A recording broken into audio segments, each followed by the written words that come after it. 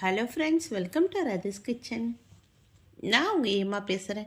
இன்றைக்கி நம்ம சேனலில் 10லேருந்து 15 நிமிஷத்துக்குள்ளே டிஃபன் சாம்பார் எப்படி சுலபமாக செய்கிறது தான் பார்க்க போகிறோம். அதுவும் ஹோட்டல் ஸ்டைலில் ரொம்ப சுலபமாக பிகினர்ஸ் பேச்சுலர் கூட செஞ்சிடலாம். எப்படி செய்யலாம் நம்ம வீடியோக்குள்ளே போய் பார்க்குறதுக்கு முன்னாடி நம்ம சேனலை சப்ஸ்கிரைப் பண்ணிவிட்டு பாருங்கள் ஃப்ரெண்ட்ஸ்.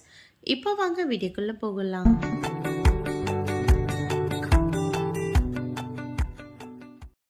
ஃப்ரெண்ட்ஸ், இந்த டிஃபன் சாம்பார் செய்கிறதுக்காக இப்போ ஸ்டவ்வில் இது போல் ஒரு குக்கர் வச்சிடலாம்.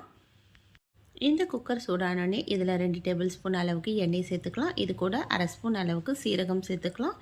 இப்போ இந்த சீரகம் பொரிஞ்சு வரட்டும். பொரிஞ்சு வந்ததுக்கப்புறமா இது போல் மீடியம் சைஸ் வெங்காயம் 2 எடுத்து ஸ்லைஸ் பண்ணி சேர்த்துக்கிறேன். பெரிய வெங்காயமாக இருந்தால் ஒரு வெங்காயம் இது போல் நீட்டு வாக்கில் கட் பண்ணி சேர்த்துக்கலாம்.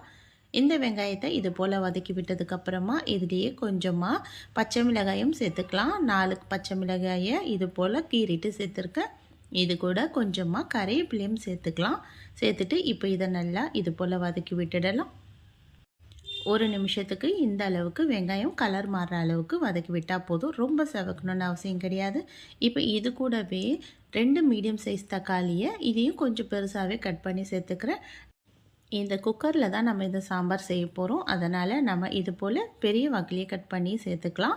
இந்த தக்காளி சேர்த்துட்டு இதையும் 1 நிமிஷம் வதக்கி விட்டதுக்கப்புறமா இப்போ நம்ம இதில் கத்திரிக்காய் சேர்த்துக்க போகிறோம். இதில் 4 கத்திரிக்காயை இது போல் சின்ன சின்னதாக கட் பண்ணிவிட்டு தண்ணியில் போட்டு வச்சுருக்கேன் கருக்காமல் இருக்கிறதுக்காக.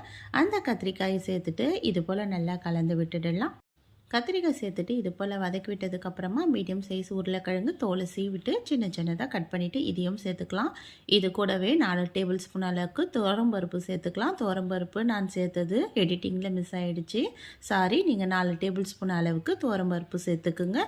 இது கூடவே தேவையான அளவுக்கு உப்பு, மஞ்சள் தூள் சேர்த்துக்கலாம். மஞ்சள் தூள் 1/4 ஸ்பூன் அளவுக்கு சேர்த்துக்கிறேன். 1 டேபிள் ஸ்பூன் அளவுக்கு குழம்பு மிளகாய் தூள், இது கூடவே 1/2 ஸ்பூன் அளவுக்கு சாம்பார் பவுடர் சேர்த்துக்கலாம். சேர்த்துட்டு இப்போ இதை போல் ஒரு முறை கலந்து விட்டுட்டு இதில் 1/4 லிட்டர் அளவுக்கு தண்ணி சேர்த்துக்கலாம். தண்ணி சேர்த்துட்டு இதையும் நல்லா இது போல் கலந்து விட்டுக்கலாம். நம்ம கலந்து விடும்போது இந்த காயெல்லாம் நல்லா உள்ளே இருக்கணும்.